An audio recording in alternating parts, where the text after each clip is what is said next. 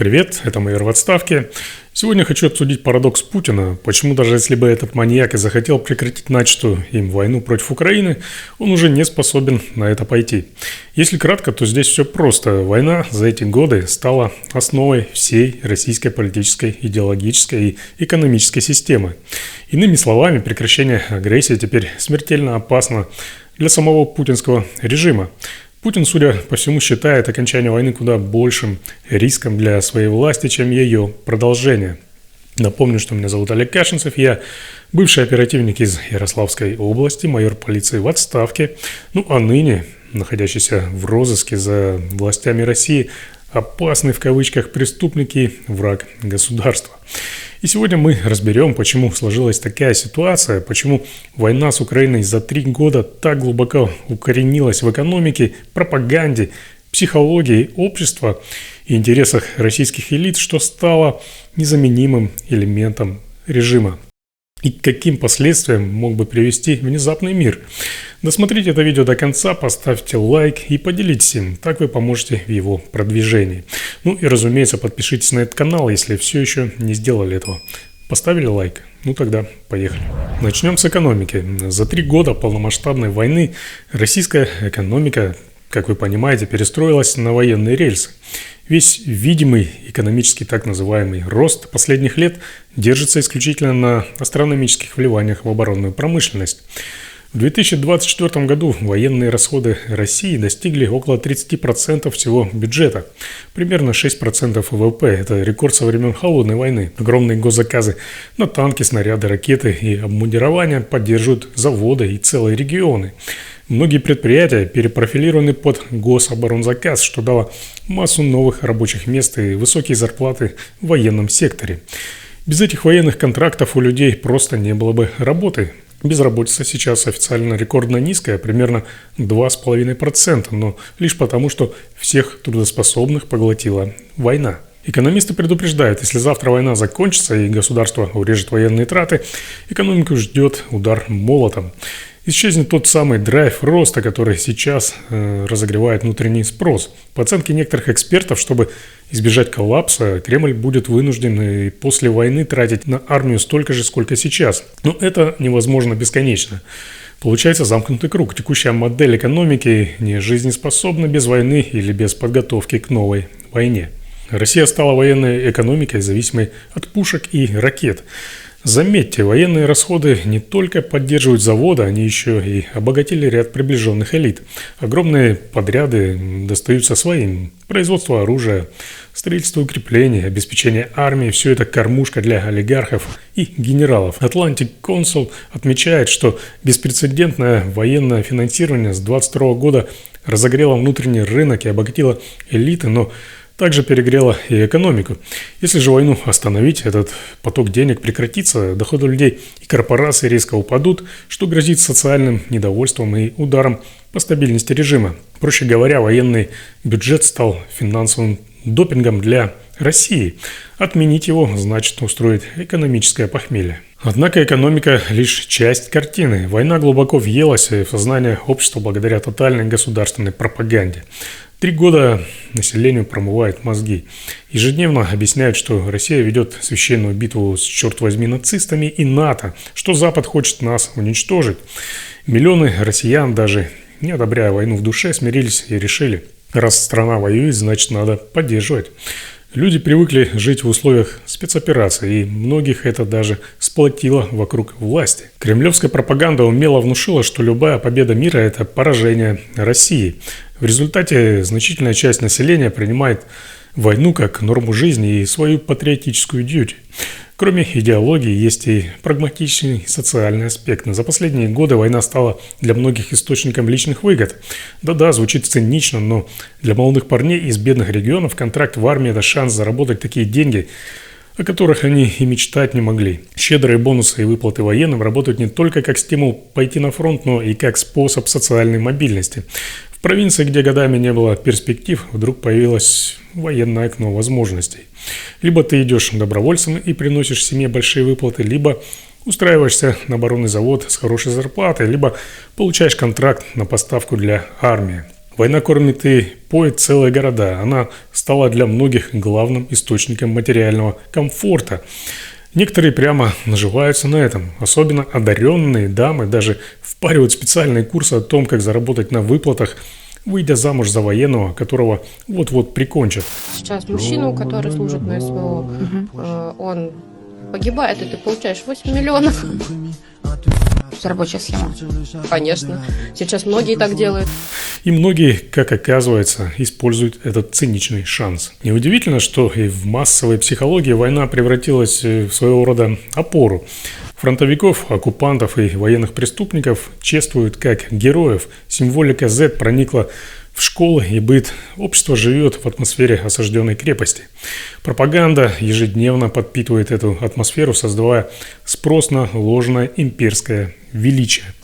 Государство практически сформировало общественное мнение. Оно постоянно внушает, что отступать нельзя. Люди, у которых война отняла родственников или послала сыновей на фронт, психологически не готовы услышать, что все было зря. Война стала частью их жизни, их боли, их гордости одновременно. Прекратить ее значит обесценить эти жертвы, признать ошибку. Власть этого страшно боится. Отдельно нужно сказать про силовиков и правящую элиту, тех, кто составляет опору путинского режима. Для них война тоже оказалась благом, в циничном смысле этого слова. Во-первых, война дала карт-бланш на репрессии внутри страны. Под шум спецоперации власти развернули масштабную зачистку любого инакомыслия. Палки в путинское гестапо срубают сейчас так, как никогда. За 3 года приняли кучу законов, расширяющих полномочия силовых структур и усиливающих контроль над обществом. Введена цензура военного времени, независимые СМИ разгромлены, тысячи людей получили сроки за антивоенные высказывания. Силовики открыто говорят, что в условиях войны не будут терпеть внутренних врагов. Для них продолжающаяся война – удобное обоснование сохранять железную диктатуру. Мол, вокруг враги, поэтому любая критика – это измена. ФСБ, МВД, Росгвардия получили беспрецедентные бюджеты и власть. Ватный фюрер регулярно превозносит спецслужбы как гарантов суверенитета, хвалит их за подавление террористов и шпионов, в кавычках, разумеется. Проще говоря, война укрепила позиции ястребов в элите. Генералы, чекисты, командиры ЧВК – все они стали героями дня, пока лояльны. Во-вторых, финансово-политические элиты приспособились наживаться, так скажем, на войне. Я уже упоминал оборонные заказы, которые приносят миллиарды своим компаниям. Региональные начальники получают федеральные вливания на формирование батальонов, на патриотические проекты, на восстановление оккупированных территорий. Коррупция цветет пышным цветом под прикрытием патриотизма. Для многих влиятельных фигур война – это бизнес-проект. Они заключают контракты на поставки для армии, на обслуживание войск, получают должности кураторов новых регионов. Пока идет война, денежный поток течет. Если завтра мир, этот поток иссякнет, а вместе с ним и сверхприбыли.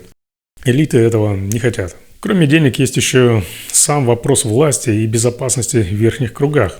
Война позволяет им держать народ в страхе и повиновении, а значит сохранять статус-кво. Силовики и чиновники понимают, в военное время народ терпит лишения и не бунтует, потому что идет великая битва. А вот если войны не станет, могут спрашивать, где деньги, где свободы. Массовое социальное недовольство – это прямая угроза верхушки. Более того, внутри самой элиты война подавляет расколы. Все вынуждены сплотиться вокруг своего фюрера против внешнего врага. Если убрать этот фактор, всплывут старые противоречия: либералы-технократы против силовиков, олигархи против силовых кланов, армейское командование против охранителей. Мы уже видели признаки этого. Едва война пошла не по плану, вспыхнул конфликт между Минобороны и наемниками. Вспомните Пригожина. Шойгу! Герасимов! Где боеприпасы? Пока война продолжается, Путин балансирует между группировками. Ватный фюрер, я думаю, понимает, что мир мог бы развязать всем им руки для открытой борьбы за власть. Наконец, война для силовиков – это способ карьерного роста и реализации амбиций. Многие получили боевые звезды, повышения, ордена.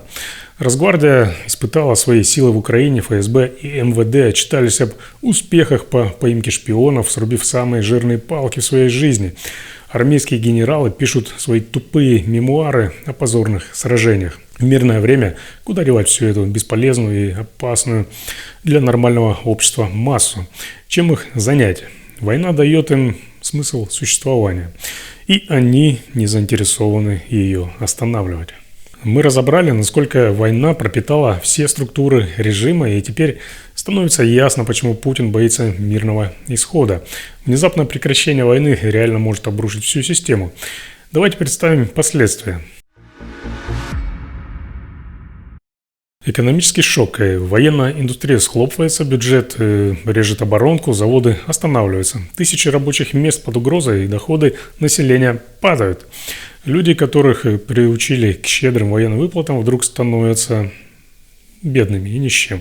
Начинается кризис неплатежей, рост безработицы, почва для массового недовольства. Ставшие уже не настолько нужными силовики начнут сочувствовать народу.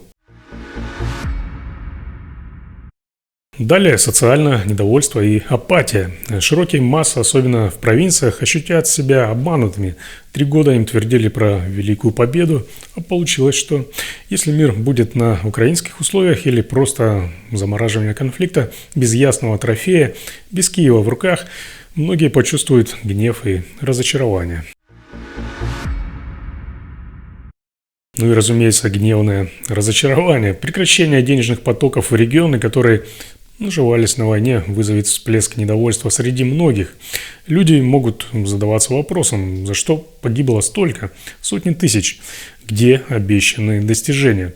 Даже те, кто молча поддерживал так называемую спецоперацию, могут озлобиться не из любви к миру, а из ощущения поражения. Обиженные ветераны и милитаристы тоже подольют масло в этот огонь. Вернувшиеся с фронта солдаты обнаружат, что все красивые обещания о славе и достатке испарились. Пока шла война, им платили, прославляли. После войны про них могут просто забыть. История учит, что такие группы, то есть военные ветераны, нередко становятся взрывоопасной силой в политике. Разочарованные фронтовики не пойдут в либералы, скорее они примкнут к ультранационалистам, ощутив удар в спину. Еще опаснее молодые люди, кто не успел повоевать и почувствует, что упустил шанс получить льготы и статус. Эти озлобленные патриоты с промытыми мозгами могут обвинить власть в предательстве русского мира. Кремль рискует получить внутрироссийский бунт праворадикалов, которые раньше были опорой войны. Не избежать и конфликтов в верхах. Как только исчезнет внешний враг, элиты, призывавшие к войне, начнут искать виноватых в поражении или в упущенной победе.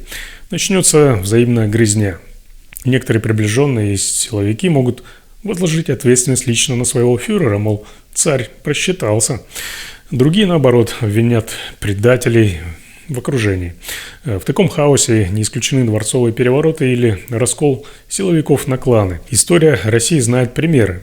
Поражение в Крымской войне ударило по авторитету Николая I. Неудача в Первой мировой стала прологом к падению царя. Для нынешнего режима проигранная или незавершенная на своих условиях война – это начало конца власти. Итак, подытоживая эту часть, можно сказать, мир для путинской системы как спусковой крючок из внутренних кризисов. Путин будет уклоняться от окончания войны до тех пор, пока продолжение бойни не станет больнее, чем ее остановка. Но пока этому нет сигналов. Увы, режим Путина не способен остановиться сам. Слишком многое поставлено на кон. Война – это кровь, склеивающая трещины в его доме. Стоит убрать эту скрепу, и дом может посыпаться. Поэтому Кремль будет тянуть до последнего, цепляясь за войну как за спасательный круг своего выживания. Это, вероятно, горькая, но логичная реальность. Значит ли это, что войне не будет конца? Нет, конец все равно придет, но, скорее всего, изнутри, а не по доброй воле кремлевского маньяка. Единственный реальный выход из этого тупика – это если само путинское окружение и силовики решат убрать лидера, пока он не вверг страну в окончательную катастрофу. По сути, адекватная элита может попытаться спасти остатки России только через арест или устранение Путина. Звучит резко, но других вариантов уже не остается. Потому что нынешний режим – заложник собственной войны. Он ее породил, и он же от нее, возможно, и погибнет. В заключение хочу сказать предельно ясно и прямо. Российский народ заперт в военном угаре властей, которые боятся мира больше, чем войны. Эта власть сама не уйдет и войну не прекратит. Она будет гнать людей на убой, пока ее сила не остановит свои же. История много раз показывала, когда верхушка режима осознает, что вождь тянет всех на дно, они избавляются от него ради собственного спасения. Хотелось бы верить, что и у нас найдутся люди в окружении Путина, готовые поставить точку в этой бессмысленной бойне и начать разбирать завалы, пока еще не поздно. И именно к этому я их сейчас и призываю. У меня на сегодня все. Спасибо, что досмотрели это видео до конца. Высказывайте свое мнение в комментариях и задавайте вопросы. И, разумеется, ждите новых интересных и полезных видео. Ну а для получения оперативной информации не забывайте подписываться на мой телеграм-канал, ссылка есть в описании. Информация там обновляется каждый день. Ну и как всегда, ставьте лайки, делитесь этим видео и подписывайтесь на этот канал. Здесь вас никто не обманет.